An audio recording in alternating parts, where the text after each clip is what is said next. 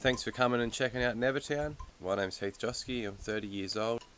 I've surfed my whole life and I was lucky enough to compete on the World Qualifying Series for 6 years.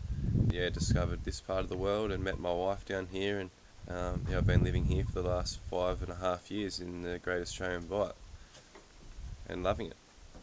So the movie Nevertown is, it's part surf film, part conservation film, but it's about some of the more wild places that we've got left in Australia, some of the places that haven't been touched by the hand of man so much.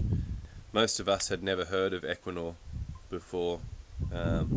We knew of their plans to drill in the Bight, but we've basically seen them as being really irresponsible and putting our livelihoods at risk.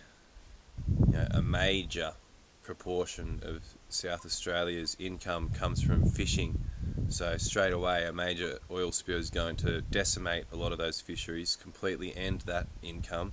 Then we've got the people that make their money from tourism on the coast, or make their money from teaching surfing, or swimming with the seals or swimming with the dolphins. All the ocean-based tourism will be directly affected and potentially ruined. The reason why there is so many surfers involved in the Fight for the Bight campaign is because this is the greatest threat to the surfing community in Australia that we've ever seen. Like the potential for absolutely broad scale oil spill damage is incredible. Like the images that both BP and Equinor have presented as their worst case spill is absolutely devastating. There's 13 councils in South Australia opposing the drilling and 3 councils in Victoria now.